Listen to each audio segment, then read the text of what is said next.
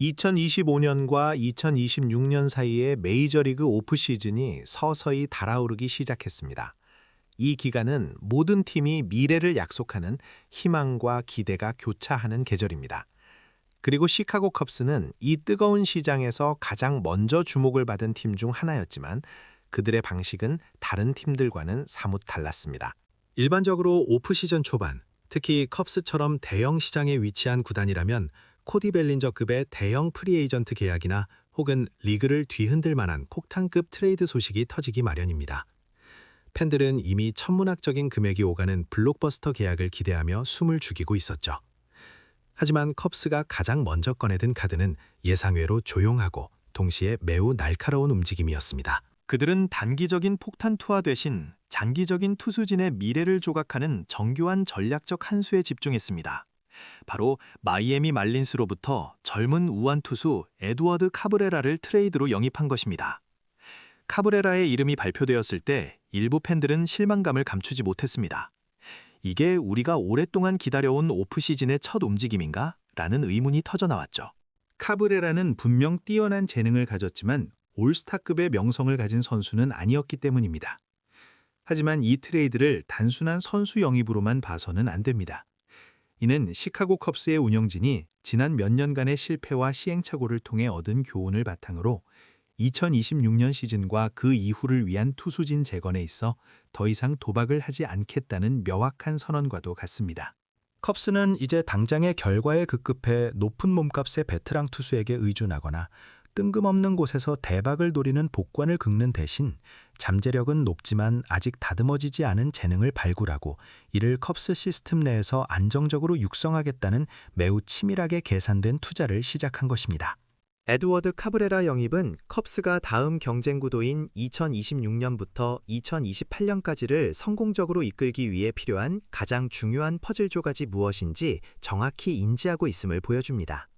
즉, 이 움직임은 단순한 선수 보강을 넘어 컵스 프론트의 새로운 철학이 시작되었음을 알리는 신호탄이라고 해석할 수 있습니다.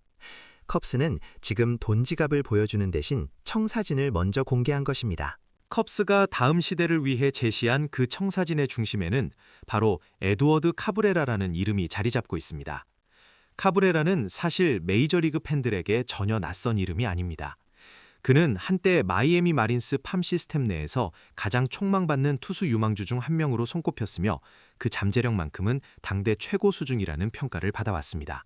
많은 스카우트 보고서들은 카브레라를 두고 다이아몬드 원석 혹은 차세대 에이스의 DNA를 가진 선수로 묘사했습니다.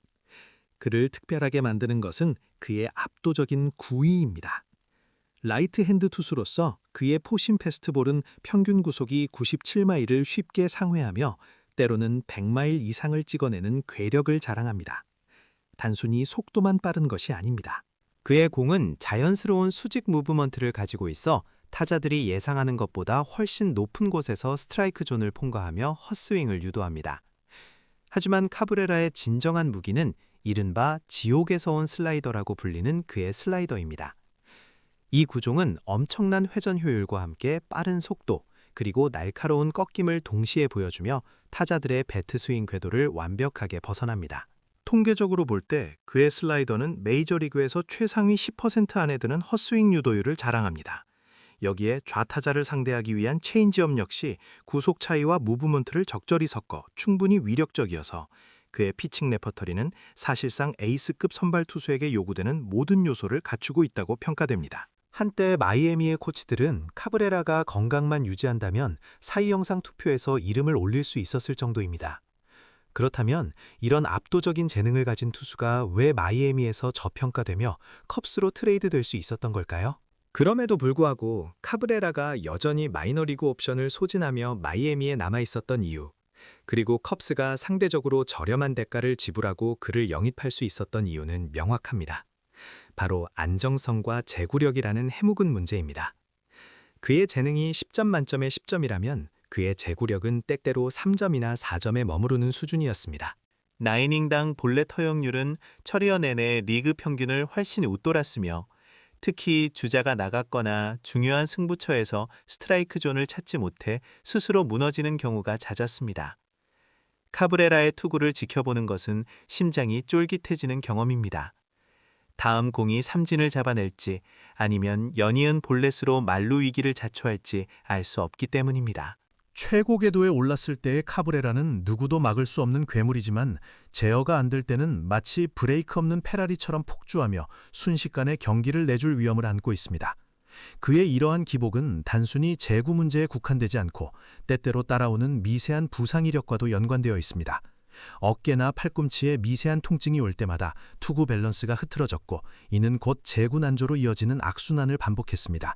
2024년 시즌 초반 그가 보여줬던 잠시 동안의 호투는 모두에게 희망을 주었으나 부상과 함께 다시 찾아온 제구 난조는 결국 마이애미 프런트가 그를 트레이드 테이블에 올리는 결정을 내리게 만든 주요 원인이 되었습니다. 마이애미 마린스는 카브레라의 재능을 포기한 것이 아니라 그의 불안정성과 장기적인 리스크 관리에 지친 것입니다. 선발 로테이션에서 매번 폭발할지 폭망할지 알 수 없는 투수를 안고 가는 것은 팀 운영에 엄청난 피로도를 안겨줍니다. 하지만 시카고 컵스의 시선은 다릅니다.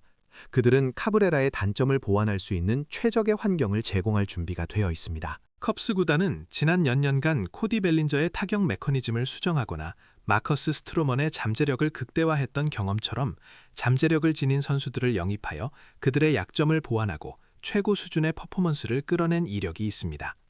카브레라의 경우 기술적인 교정뿐만 아니라 컵스가 자랑하는 과학적인 투구 메커니즘 분석 시스템을 통해 그의 제구 문제를 근본적으로 해결할 수 있다고 믿고 있는 것입니다. 카브레라에게 투자하는 것은 단순한 로스터 보강을 넘어 컵스 투수 육성 시스템에 대한 자신감의 표출이며 그들이 현재 필요한 것은 당장의 100% 완벽함이 아니라 2026년 이후 폭발적인 성장을 이룰 수 있는 잠재력, 바로 업사이드 그 자체라는 명확한 메시지를 담고 있습니다. 그들에게 에드워드 카브레라는 완제품이 아닌 조립이 필요한 최고급 엔진인 셈입니다. 하지만 잠재력이 아무리 뛰어나다 한들 컵스가 그를 데려온 가장 큰 이유는 2026 시즌을 앞두고 투수진이 안고 있던 명확한 깊이 문제 때문이었습니다.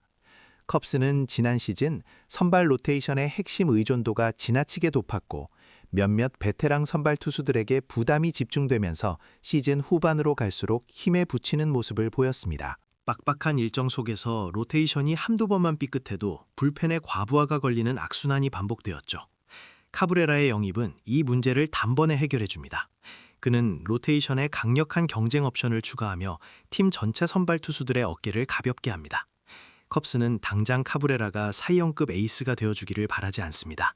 그들이 필요한 것은 안정적인 투구 이닝, 건강한 몸 상태, 그리고 꾸준한 발전입니다. 로케이션의 바닥을 높여주는 것, 그것이 컵스가 카브레라에게 기대하는 최소한의 역할입니다. 이 트레이드가 흥미로운 건 이것이 결코 눈앞의 위기를 모면하기 위한 땜질 처방이 아니라는 점입니다. 컵스의 프론트는 명확한 철학을 보여주었습니다. 이미 전성기에 도달한, 따라서 몸값이 천정부지로 솟은 투수를 사오지 않겠다는 것이죠. 대신 그들은 어리고 성장의 여지가 충분하며 컵스가 경쟁 시기로 설정한 2026년부터 2028년 사이에 잠재력 폭발이 가능한 투수를 우선순위에 두었습니다. 카브레라는 이 타임라인에 완벽하게 들어맞습니다. 그는 현재 시스템에 맞는 합리적인 연봉과 잔여 계약 기간을 가지고 있으며 컵스 투수 코칭 시스템의 손길 아래서 완성될 준비가 되어 있습니다. 이것은 단기적인 솔루션이 아니라 장기적인 투수진 강화 계획의 중심축을 세우는 중장기 투자입니다. 그렇다면 마이애미 말린스는 왜 잠재력 높은 카브레라를 내줬을까요? 말린스는 현재 팀을 재정비하고 있으며 부상 위험도가 있거나 기복이 심한 선수들을 정리하려는 움직임을 보였습니다.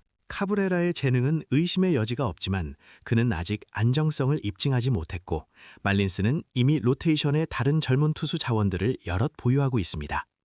말린스 입장에서는 불확실한 미래를 안고 있는 자산을 위험 부담을 줄이는 형태로 최적화하는 현명한 선택을 한 것입니다.